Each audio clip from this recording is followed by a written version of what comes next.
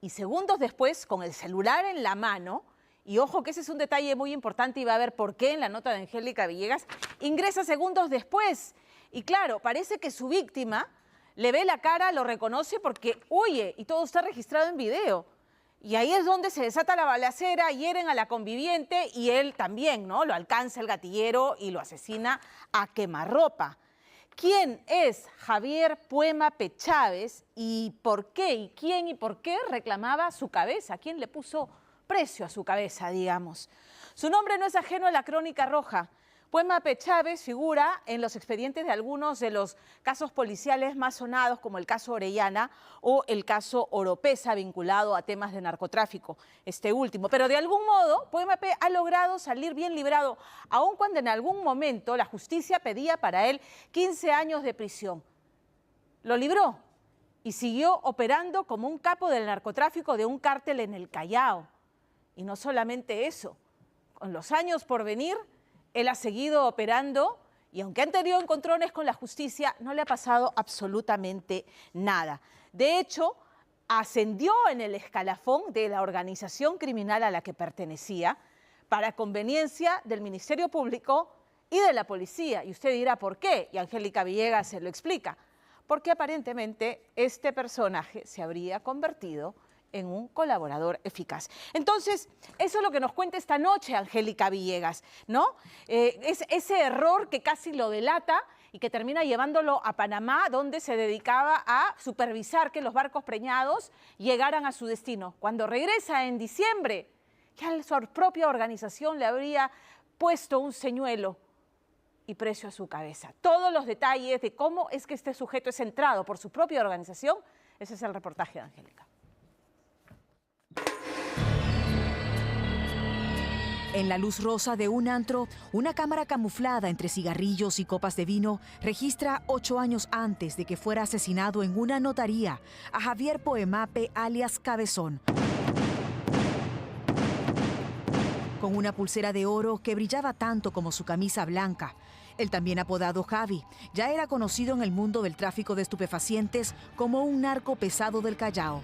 Así que para la Fiscalía sería en aquel entonces el anzuelo ideal para usarlo como presunto colaborador eficaz, según la investigación, y lograr a través de él que otra organización criminal confesara que traficaba droga con presunta ayuda de la policía, como efectivamente lo lograron. Un mal acto que esté advertido por la organización criminal y que traiga como consecuencia la captura de algún integrante de esta organización criminal o la incautación de esta sustancia ilícita, definitivamente trae problemas. Pero nada es perfecto en el mundo de la droga y un error en estas fotografías delataría a Puemape, señalado como un soplón por sus pares, años después, convirtiéndose en el blanco de un sicario que, movido por su tic-tac humano, lo acribilló junto a su esposa en el lugar menos imaginado.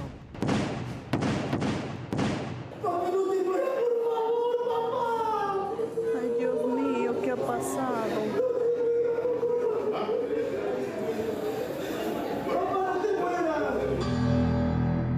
La historia detrás del crimen en la notaría, atestados, herencias delincuenciales y la corta suerte que se llenó de sangre. ¿Quién ordenó el crimen de Javier Puemape?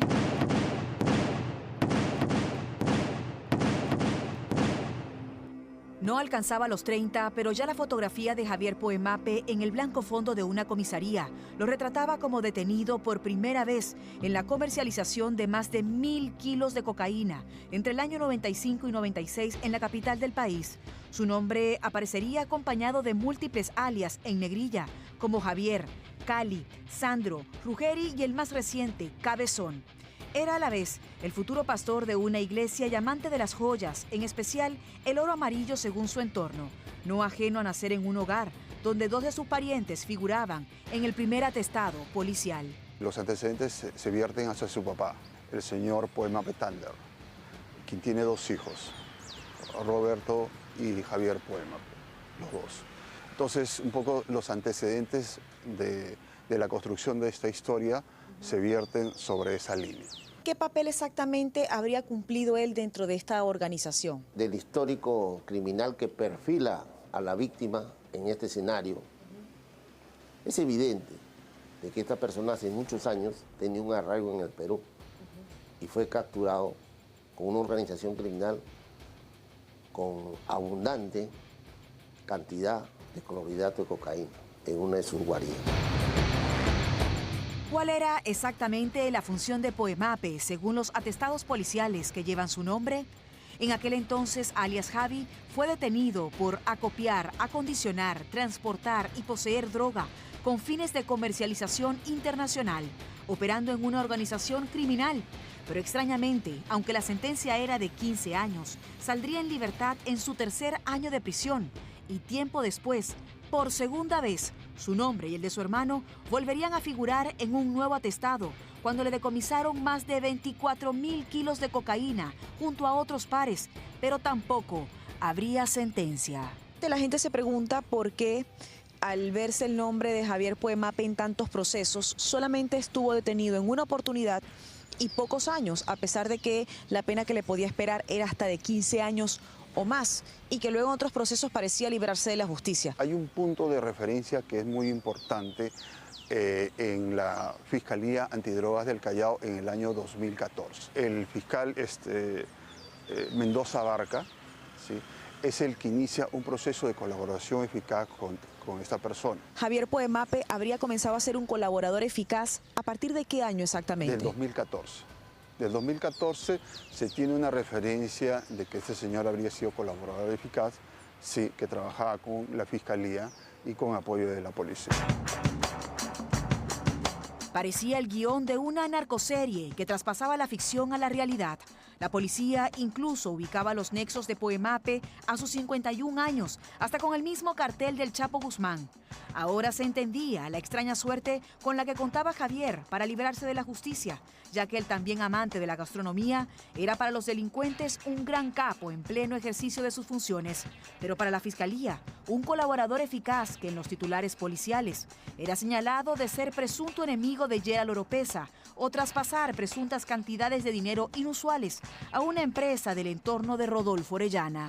En base documentaria, tuvo 4 procesos, salió por un habeas corpus, inició un proceso de colaboración eficaz, el señor se fue a radicar al extranjero, ¿sí?, y de ahí desapareció, digamos así, de los radares policiales. ¿A qué se debía tan sorpresiva fuga de Perú a Panamá? Ustedes indican que, según la investigación, él había ascendido dentro de esta organización criminal. ¿En qué se basan ustedes para ello? ¿En el cambio de residencia o en el cambio de país que él había tenido, siendo ciudadano peruano? Definitivamente el arraigo de modelo de vida nunca cambió. Nunca se advirtió otro modelo de vida que permita solventar su permanencia en el extranjero. De acuerdo a trabajo de inteligencia, seguían conectándose con integrantes de organizaciones criminales vinculadas al tráfico internacional de drogas que operan en nuestro país. Así regresamos a estas fotografías del 2014, que según la investigación responden a tan fugaz viaje, de acuerdo a la pesquisa, siendo colaborador eficaz.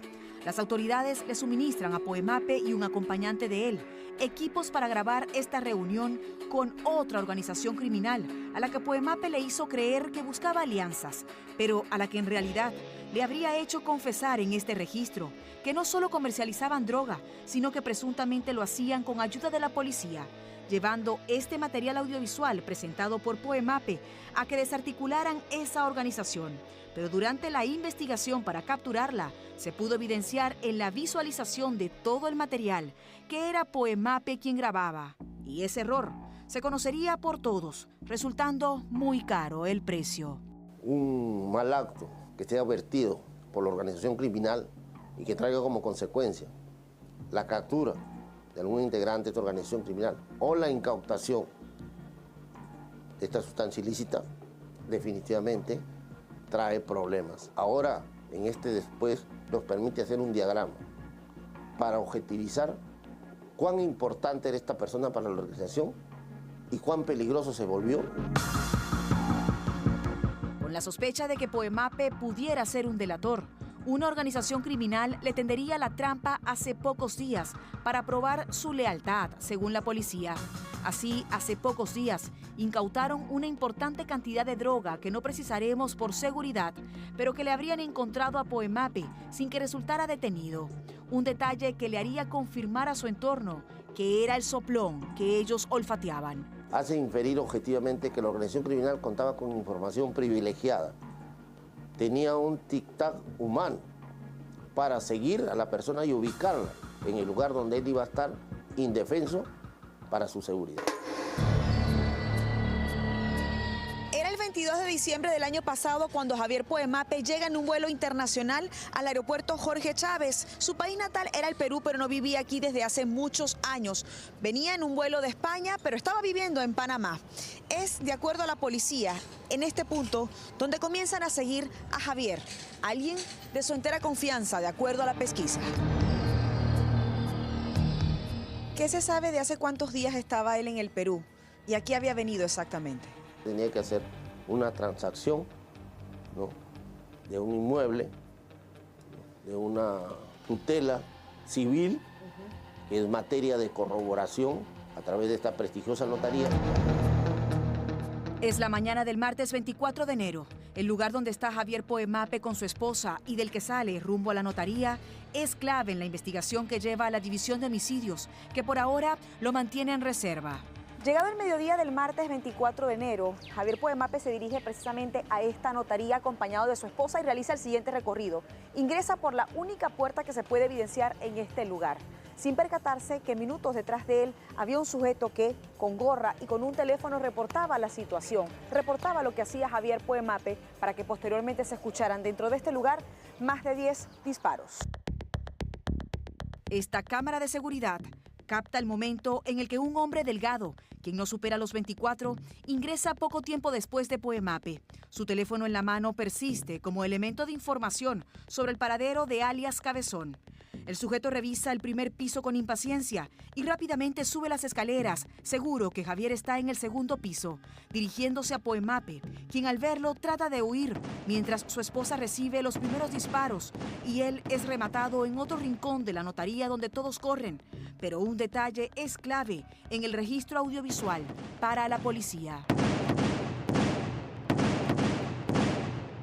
Cuando las personas observan la hora de ingreso de la víctima, acompañada de su pareja, más la hora de ingreso del sicario y la manera en la que reiteradas veces le dispara, se habla de una muerte por encargo. Y al hablar de una muerte por encargo, obviamente, se evalúa el entorno y se investiga quién pudo haber dado detalles de la hora en la que él iba a ingresar a esta notaría. Para empezar, su entorno sabía, primero, su desplazamiento desde el lugar que él últimamente ocupaba a nuestro país.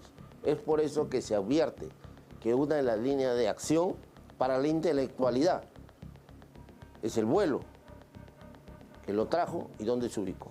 A muchos les ha llamado la atención que cuando la víctima observa al autor material de este hecho, automáticamente se asusta. ¿Lo identifica? Definitivamente, la psicología criminal advierte de que esta persona reconoce al ADN criminal contrario que ya lo perfilaba. La esposa de Poemape resultó herida, pero este hombre había recibido más de 9 disparos en la parte superior del cuerpo. Y según la investigación, lo asesinaron en la notaría porque sabían que a ese lugar no podía entrar con el chaleco antibalas que siempre llevaba puesto, dejando una profunda impotencia en sus parientes al verlo sin vida.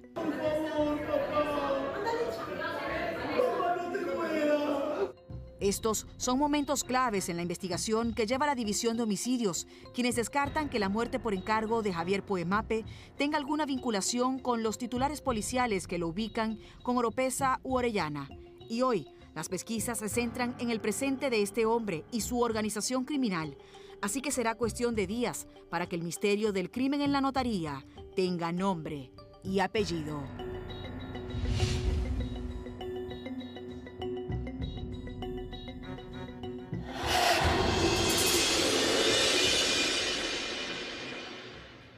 Con la siguiente nota que vamos a presentar, creo que muchas familias van a sentir cierta conexión, porque cuántas esta noche han pasado por ese trance que es doloroso, ¿no? Que a uno se le estruja el corazón. de tener que internar en un centro de rehabilitación a un ser querido, a un hijo, a un padre, a un hermano, a un esposo, a una esposa, ¿no? Con el alma en pedazos, porque infelizmente no se lograron los resultados en el seno de la familia y hay que internarlo. Bueno, en este caso, Juan Carlos Basaldúa García se internó él voluntariamente. Él, por su propio pie, va y se interna. 3 días después, su hermana Vivian tiene que ir a recogerlo. Del centro la llamaron y le dijeron, tu hermano murió, y murió por causas naturales. ¿Qué es lo que encuentra cuando llega a este lugar? Tirado en una camilla cubierto con una sábana, el cuerpo de su hermano plagado de moretones y de heridas sangrantes en la nariz, en los ojos, en la boca.